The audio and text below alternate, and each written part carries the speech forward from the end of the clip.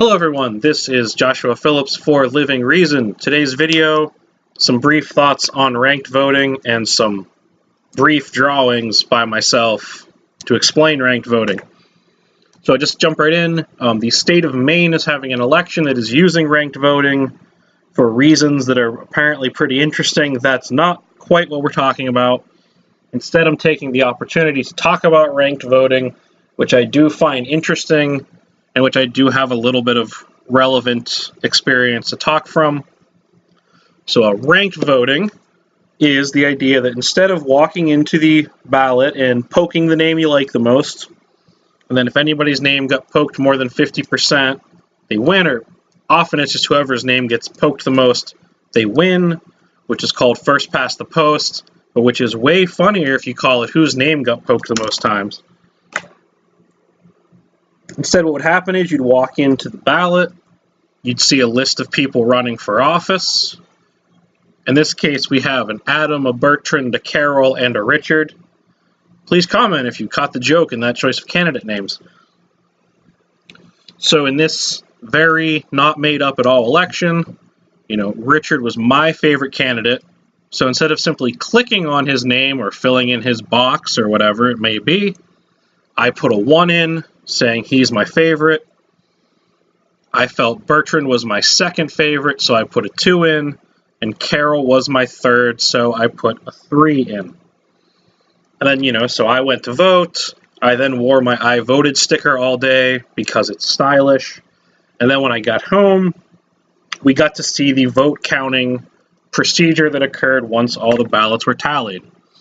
And what happened was, we are looking for a candidate to end up with more than half of the vote.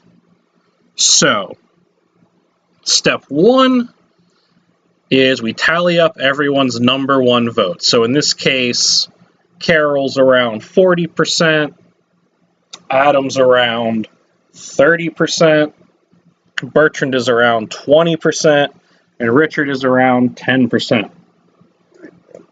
I got them to add up to 100. There's a cut version of this recording where I couldn't do that impromptu. Okay, so we had everyone's first votes tallied, and we noticed that Richard here has the least vote share. So instead of simply saying, okay, Carol was the most people listed Carol as number 1, we say, okay, Richard had the least first choices. So Richard is now eliminated. And this is an instant runoff, so it's done by procedure. We don't have to go vote again. Richard's votes, which I will put in, let's say, red here, get redistributed to whoever the Richard voters listed as their number 2 vote. So in this case, maybe, most of Richard's supporters listed Bertrand as their number 2. And then, maybe just none of them liked Carol for whatever reason, and then a few of them were over at supporting Adam. This is just an example. Don't overthink the support graph. So the people who had listed Richard as their favorite, their vote gets bumped over to some mixture of Adam and Bertrand, and maybe like 1 or 2% listed Carol next. Say that. So then again, we look, again, this is just automatic. We look at the map, or we look at the result again. Nobody has reached over half the vote. So we go and look and see that Bertrand is now the low vote getter. So he gets eliminated, and the people who had supported him now get moved. If they were initially voting for Richard, they get moved to what would now be their third choice, and if they had had Bertrand listed at 1, they now get moved to their second choice. So per my fake ballot, my initial vote was a Bertrand vote, or was a Richard vote, which got moved over to a Bertrand vote. And now it will get moved over to a Carol vote. So let's find a nice color here. Here's a nice blue. So now we have the Bertrand vote that gets split up. And it turns out in this completely fake election that almost all of the Bertrand supporters listed Carol as the next person after their Bertrand vote. Let's just draw a couple lines in here, color this in. And obviously there's going to be a few that had Adam listed next. That's reasonable. And then we notice at this point that Carol has made it past the key threshold of 50%. And depending on the exact structure, maybe when you're down to 2 candidates, she wins anyway. But Carol has made it past. So Carol wins this election.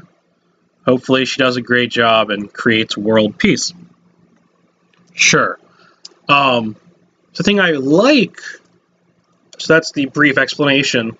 The thing I like about ranked voting is that you get to represent your honest preferences between candidates. You don't have to sit down and think about whether it's okay to risk voting for your favorite candidate because the one you hate the most might win if you don't vote for one you like but not that much. So you get to represent honest preferences.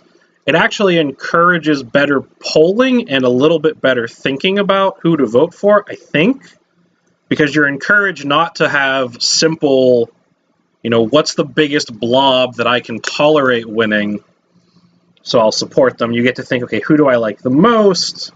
Who do I like the second most? Who do I like the third most? Who do I not support at all? So in theory, maybe this is good for reasonable, moderate candidates who are trying to focus on things that everyone actually wants to hopefully get their votes instead of simply appealing to the largest partisan blob. So that's very appealing. Things I don't like about it, one, it is a little bit more work. We're going to get into that in a minute, and it is more confusing. Likewise, we'll get to that in a second. One thing I often don't see mentioned is that ranked choice voting like this obviously has the potential to enable a lot more third party or independent or fringe. Those are different terms that mean different things, but any kind of candidates like that to have a better chance at having a decent vote share, getting some additional publicity, becoming more influential. And while I acknowledge that I like that because it lets people vote for who they want to vote for more honestly, I think it's also fair to say there is some worry that it will let very awful candidates, if they only have 3 or 4% of the vote, show up a little more frequently because they'll have to be talked about more. We'll have to show them on the initial screen. So maybe you're a little bit worried that the literal Nazi party will run and we'll literally have to spend more time talking about them because they're getting 3 or 4% vote share, etc. I have a little bit of concern about the sort of encouraging fringe candidates to give it a shot because they feel like they might have a shot. The point 5 I have listed, which is pretty connected to point 4, is there to change from first past the post, or as I like to say again, whoever got their name poked the most, voting to ranked voting.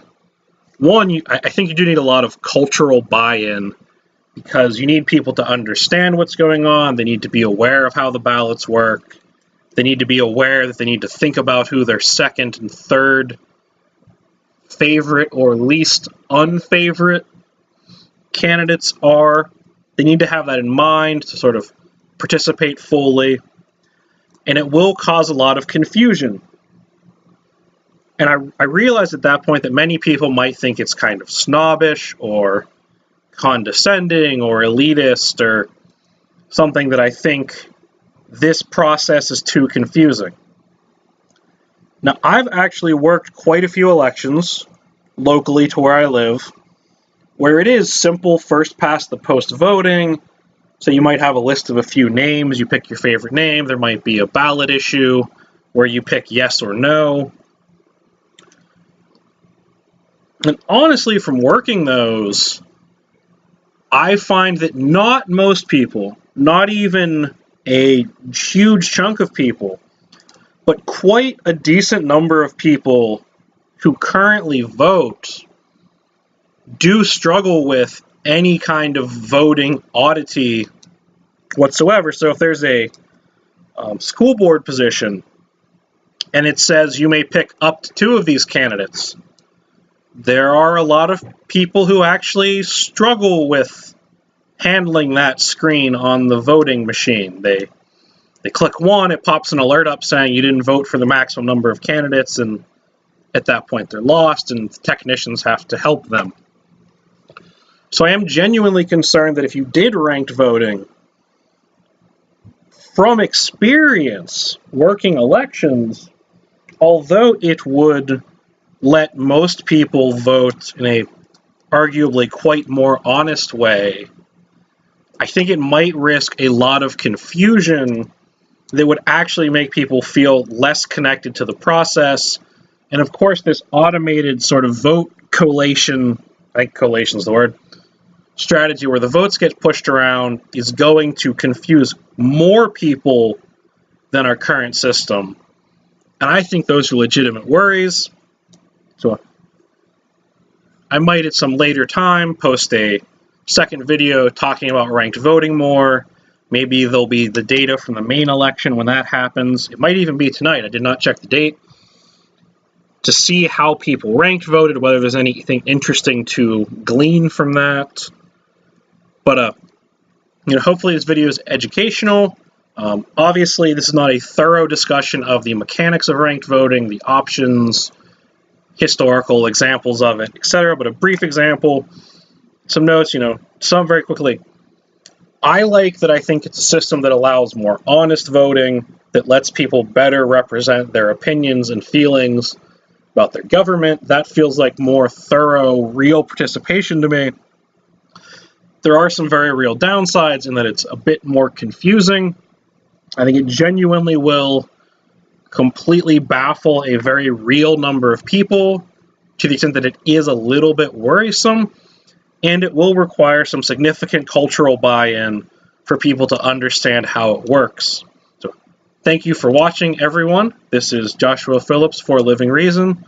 Please like the videos if you enjoyed them. Please subscribe to the channel if you'd like more content like this. Please comment with your thoughts and feelings on ranked voting. Thanks again for watching, and have a nice day.